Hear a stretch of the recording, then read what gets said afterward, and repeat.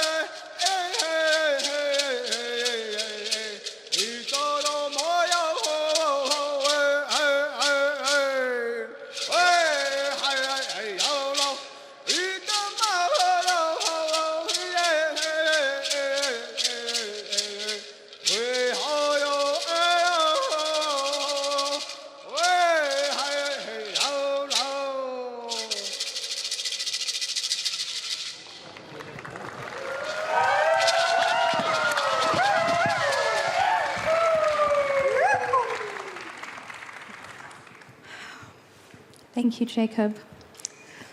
So my name is Leah Doriel. I'm the founder of a nonprofit called Oceanic Global. And here today, we are going to be talking about water and the ocean. The ocean is what sustains all life on Earth. And we are so lucky to be surrounded by so many amazing indigenous and wisdom holders to share their connection with water today. And so to start, we're going to be hearing from Saina, who is going to be sharing a prayer for the water. Thank you. Hello, dear friends. I'm Saina, singer from Siberia, Republic of Sakha, Yakutia. I'm from sea laptive, and Arctic Ocean. It's my homeland. Water for us, it's life. It's like a circular system, and we need clear water because for us, ice and snow to water. Mm-hmm. Thank you. And I know you have a very special throat activation you would like to share with the audience. And I would love to invite you up to the microphone if you're open. Thank you.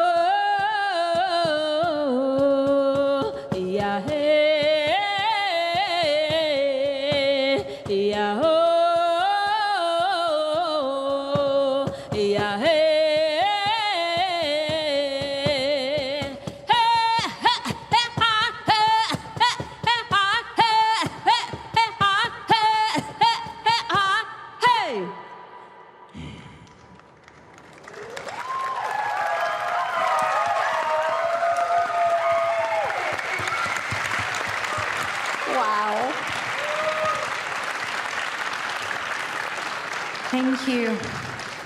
What an honor to be able to experience and witness this. And I personally feel it in my waters vibrating everywhere, and I hope you do too. It was only improvisation. It was perfect. First time. Thank you.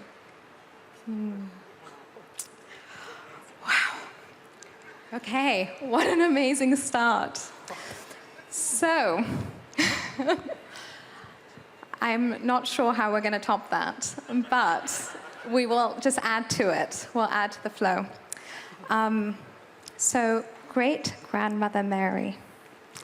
You are an amazing water warrior. I'd love for you to introduce yourself, where you are from, and share a little bit about your relationship and your work with water. Thank you. Bonjour, Nijnivi kwa Indisnakas. I said hello in my language, and my name is Second Water Woman. There is 3 girls in Basic, and then Nish, and then this way. I come from the center of the turtle, from Turtle Island, which is known today as the United States and Canada. I sit in the throttle, and my home is made up of 10,000 lakes. And to the left of me is the hand of the lakes that are called the Great Lakes. And of those 5, where it is known as home, Huron, Ontario, Michigan, Erie, and Superior. And then the water travels to the east, to the oceans. We say in our language, we are water, and water is me. Because if you do a small exercise here with me tonight, what I'd like you to do is close your eyes. And I'm going to tell you the tale of my beginning. The beginning I experienced was I had this original agreement with Creator. And Creator said that when I enter this space, I'll come as a student, I'll walk as a student, and I'll leave as a student. You see who we are, we come from the stars. And when we come from the stars, we enter the pools, the oceans of our mother's womb. And we swim for up to 9 months while she builds this beautiful blanket of a body around us, our spirit. Then we enter this space and we take, and I want you to all to take this deep breath. Breathe in. Exhale. We enter this place we call Earth, and then we feel the warmth, fire. And then we plant and nourish from this place we call Mother Earth. You see, those are 4 elements, and those 4 elements is what everything within this planet is made up of. We call the oneness. It shows no prejudice because everything within this planet depends on it. We hold relationship with the entity of the spirits of everything within the space. Does that make sense? You can open your eyes now because I don't want to hear any snoring. I forgot to tell you I'm funny. I'm very funny, right? Even though I'm almost on my last little breath here because I had a real busy day. We are all water carriers because this vessel our spirit resides in depends on water.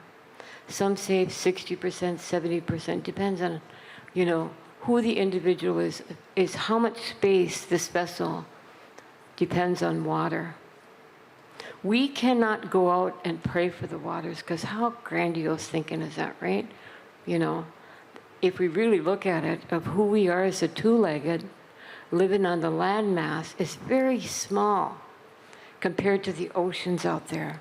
And those oceans are made of salt water. And it's a huge other planet of beings. Our relatives is a mass amount. You have strength. You have everything in those oceans, right?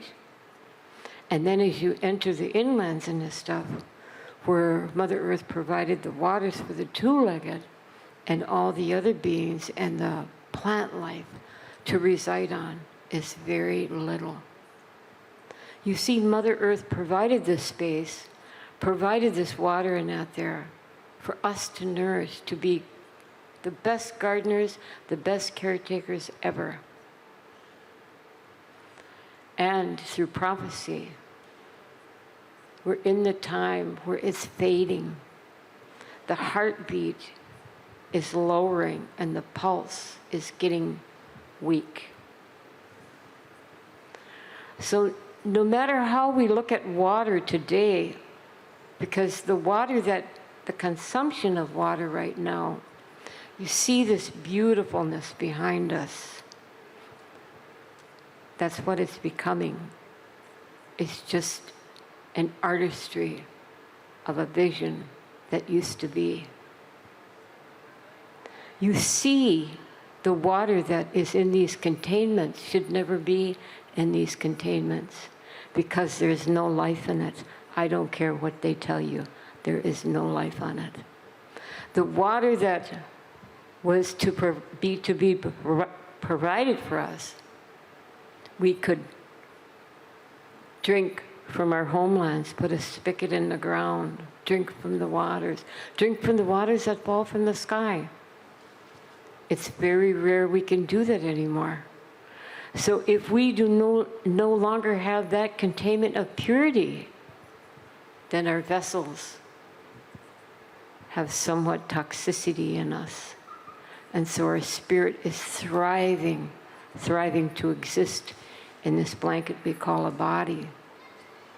So if you do not take care of this vessel, it's pointless to take care of anything else. Does that make sense? So to water is the four elements, and within those relationships of that family, if we start to destroy one, the rest will fall. And if they fall, we will fall. And the craziest thing is, you know what Mother Earth said? I'll give you a provision, and I'll watch to see how well my children will take care of it. We haven't been doing a good job. We haven't been doing a good job. You see, our organic lifestyle lived for tens of thousands of years, and it took less than 150 years for us, and I mean us, to destroy that organic lifestyle. Now we're sitting at the tip of the razor that we sharpened, because when we fall, we will slit the veins of life. We cannot say that person did it, they did it. No, we all did it. And in order to get back that organicness, we must take responsibility.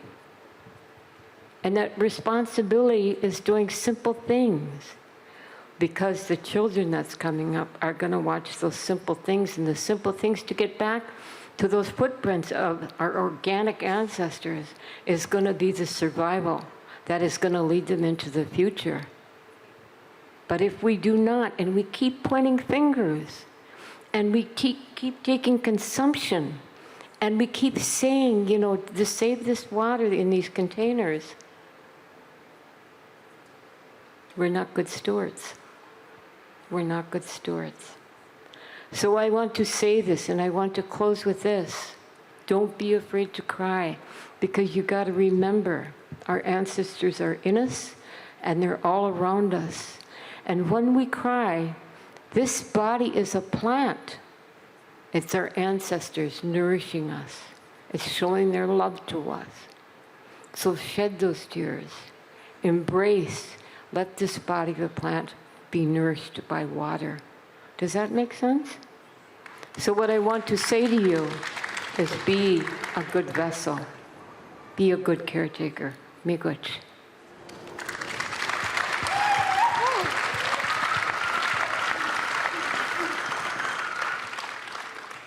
Thank you, great Grandmother Mary.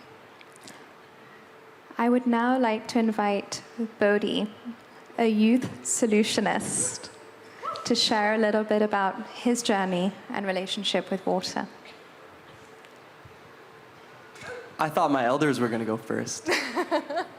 How are we doing tonight, y'all? Let's hear it. So the ocean is our eldest ancestor. And as Grandma was sharing, we all come from a watery womb. And we were all swimming before we were walking. And for me, I feel very connected to that ancestry. When I was 4, I lived in Indonesia at the time. And I went snorkeling on my first reef. As I moved past all the coral reef and hit the drop-off with my dad, I saw a black-tip reef shark encircling a school of fish. I saw a turtle, and I saw what was about to go down, and that's a circle of life. As I swam back to shore over the urchins and that changing coral ecosystem in that time, I walked out, a little wet, soggy 4-year-old kid, stood up on the beach, put my hand in the air, and said, "I'm gonna protect the ocean." And every day since then, that's what I've dedicated my life to doing. For no other agenda than the needs and the health of our ocean and all the sacred people, all of us, that have protected her and that need to continue to protect her for generations to come. And to me, the most important learning in ocean climate action, in driving solutions for systemic change, is intergenerational collaboration. Is learning from the power of our elders, learning from the lessons from our ancestors, learning the ways they lived in living relation with the water, learning how they have stewarded it and protected it, learning how Polynesian people use the stars to navigate across Te Moana Nui Akiva, the Great Blue Pacific Ocean, just looking up to the night sky and seeing a map. How many of you can do that? Not anymore. So many of those practices have been lost through colonialism. However, they're coming back now. And there is this really strong indigenous resurgence. My ancestors come from South Central India in a state called Maharashtra. And they came from dirt poverty. And I mean living in mud, dung huts. And so for me, it's quite new in terms of my ancestry to be able to be on a stage with you all tonight, sharing this wisdom, sharing with the UN Secretary General, sharing at COP28, sharing with leaders from all around the world about ocean climate action. However, the one thing that we must never forget is the wisdom and the humble beginnings that we all come from.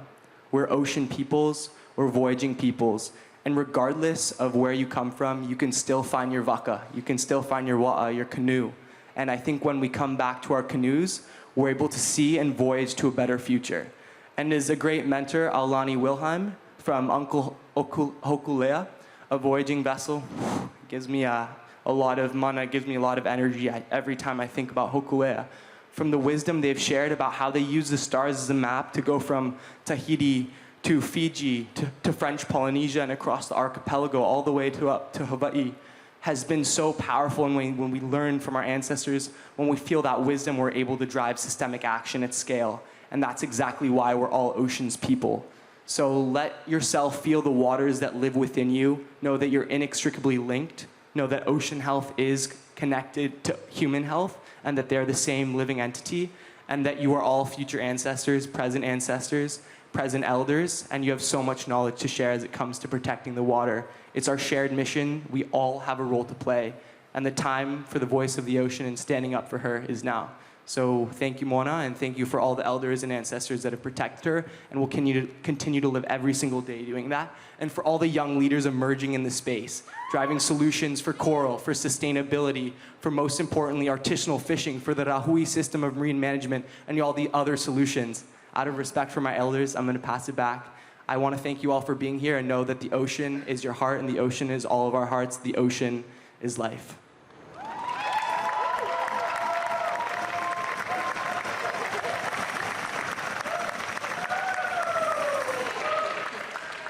Thank you, Bodhi.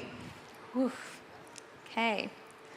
We are now going to go to Appolinaire, who is joining us from Benin in Africa. And Benin has a very rich cultural heritage, which is really embedded in Voodooism, and very mistakenly has a lot of a lack of understanding around what it truly means in connection to the elements. So Appolinaire, I would love for you to share. Appolinaire will introduce himself and will be speaking in French, and I will be translating for him. Merci Léa. Je m'appelle Appolinaire Oussou. Je suis prince du royaume des Tolinou au Bénin, en Afrique de l'Ouest. Je suis ministre du roi, était connecté à la nature et à mes ancêtres. He introduced himself, and he is actually a prince from this region in West Africa, in Benin, and he is also the spiritual leader to the king within his region. Quand on dit l'eau, comme l'a dit les autres, c'est la source de vie. When we say water, this is actually the source of life. Parce que c'est l'eau de notre maman et de l'eau de notre papa qui s'est mis ensemble pour former, nous, notre début qu'on appelle œuf. Because it is the water of our mother and the water of our fathers that came together to create the beginning, what we see as the egg. Et pour nous, l'eau, c'est aussi la sacralité. L'eau est sacrée. And for us, water is sacred. Parce que c'est la vie. La vie est sacrée et l'eau est sacrée. Because it is life. Life is sacred. Water is sacred. Et nous appelons l'eau une partie de Dieu et nous avons des rituels pour respecter l'eau parce que l'eau fait partie de nous comme nous faisons partie de l'eau. And so the water is actually connected to their ritual with God because we are a part of water and water is a part of us. Pour cela, nos ancêtres ont sacralisé des rivières, de l'océan, des mares. Et chez moi, nous avons la rivière Noire qui est sacrée et la mare Zépon qui est sacrée. L'océan aussi est sacré. Which is why there are sacred rivers, sacred oceans, sacred marshes. All these elements for him and within that region are sacred because they are a part of God. Et l'eau, c'est la sagesse. And water, sagesse is wisdom. Thank you. L'eau, c'est de la mémoire. Water is memory. Et si nous tous, nous pouvons vivre comme l'eau, on va vivre heureux sur cette terre. And if we can all live like water, we would all live happy on this planet. Dans les conditions difficiles, quand il fait trop froid, l'eau se prend en masse et a la patience et attend. When things are hard, when things are too cold, water will come and it will sit there and make it patient. Quand la condition devient encore facile, l'eau devient liquide et circule. When things become easier and they're flowing, water will flow again and things will become easier. Quand vous chauffez l'eau, elle s'évapore, mais elle attend au ciel. When you heat water, it evaporates, but it is waiting in the sky. Mais après, ça nous revient sous forme de pluie pour nous bénir. But then from the sky, it comes down in the form of rain to bless us. Et pour nous, les peuples autochtones Tolinu, l'eau n'a pas d'ennemis. And for us, water does not have any enemies. C'est dans toutes les spiritualités, quelle qu'en soit votre spiritualité, l'eau est le premier élément de la spiritualité. In all spiritualities, no matter what your spirituality is, water is always the first element of that spirituality. C'est l'eau qui est le sang de la terre. Water is the blood of the earth. C'est l'eau qui éteint les feux de la haine. It is what takes away the fire and turns it into ash. L'eau est dans l'air et nous donne des informations. It is in the air and it brings us information. Nous sommes constitués de 70% de l'eau et l'océan est 70% sur la terre. Ça veut dire que nous sommes l'eau debout. À part l'eau, nous ne vivons pas. So our human bodies are made of 70% water and our planet is made of 70% ocean, which means that there is no other between. We are as the planet is. Et nous pensons aujourd'hui, en faisant mal à l'eau, nous sommes en train de nous détruire et c'est de l'écocide, c'est criminel quand nous détruisons l'eau. And so here we are, as we're harming water, we're also harming ourselves. And it is criminal to be harming water in the way that we are. Parce que là, nous allons l'utiliser. Il n'y a pas de jour, vous n'avez pas une goutte d'eau qui vient à vous. Nous devons l'utiliser pour nous et pour la génération à venir. Because there isn't one day where you don't need to utilize one drop of water. We need this for ourselves now and for the generations to come. C'est l'eau qui fera la paix entre les humains parce qu'au fait, le problème que nous avons, c'est les humains qui se font la guerre et détruisent l'eau. Sinon, l'eau qu'on a créée quand nous sommes nés est encore là. Nous sommes en train de l'user, de polluer, et c'est nous qui serons les victimes. So with water, it can create peace. Right now, there is not peace because we are fighting over water. We are fighting over these elements and we are crying over it. Quand quelqu'un en trouve, on dit donnez-lui un verre d'eau parce que l'eau a tous nos mœurs et nous permet de mieux nous contrôler. When someone says, give me a glass of water, it actually nourishes you. It allows yourself to come back into rhythm and to come back into balance. Je voudrais demander que l'eau, source de bénédiction, purifie nos âmes et nous permet de prendre des décisions pour l'océan, pour les rivières qui sont en souffrance actuellement sur notre planète. So he asks that the water will cleanse our souls and that we come back into balance and that we start to work for the planet. Pour finir, je dis l'eau est source d'humilité. It is a source of humbleness, water. Vous voyez la grandeur de la mer, de l'océan. Quand on est sur les plages, l'océan plus grand, il vient nous baisser les pieds tranquillement. Because the water is so large, when you're standing in front of it on the beach, it is among us and it comes to your feet and it kisses your feet. Et après, il retourne tranquillement. And then it goes back out. Soyons humbles comme l'océan, je vous remercie. Let us be like the ocean. Thank you.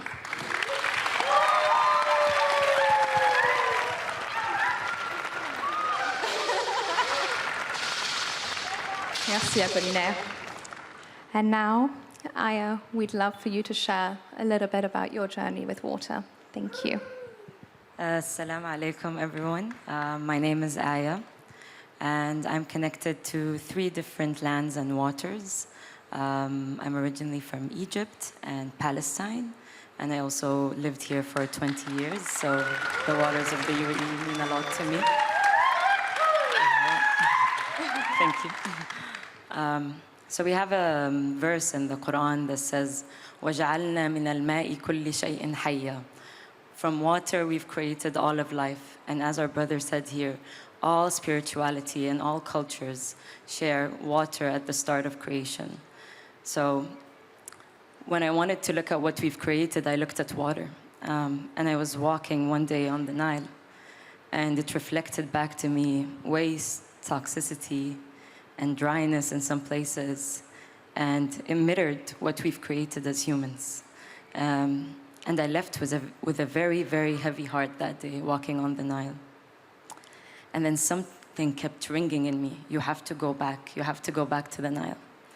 So I go back, and I was just like randomly selected a candle, some herbs, and I find myself going to the banks of the Nile, setting up. And this is not something that's very much in our culture, to speak to water or to offer to water anything in that way. So I started to sit there, and a song came through. And then the Egyptian man came to me. He's like, "What are you doing? You're speaking to water? It's inanimate. It won't listen to you." And I'm like, okay, let's sit and speak. And I was like, how do you say it's inanimate when it gives us all of this life? How do you say that when it nourishes you every single day? How do you say that? And I had to tie it into his culture. I'm like, our prophet used to speak to water. When he's sick, he would say, pray holy words to this water. This water is intelligent. It hears what you have to say. It has code. It has memory. And I think he got a bit convincing. He's like, okay, you're welcome to come here and do your prayer and stuff. And then it seems that the water has then taken me on a journey and has called me to work with it in different ways. And I'm starting to work with some local Bedouins in Sainte Catherine. More actually not to work, to learn from them. These people of the desert really hold water with very, very high regard. And our work over there is to try to capture rainwater and work with the topography of the land so that the Bedouins can have continued sustained water. So yeah, water has been the greatest teacher.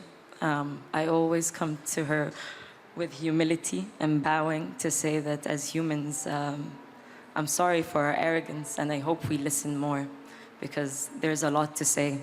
And I hope that what we do today reaches the future generations, because that water is going to carry our stories to them. And they will learn of how we live today and how we cared. So I really hope that we honor it and honor these monumental time that we have here, and to really make a change. And may we learn from water, may we be adaptable, may we be fluid, may we be gentle, and may we use force when needed. So yeah, thank you all, and I'll leave it at that.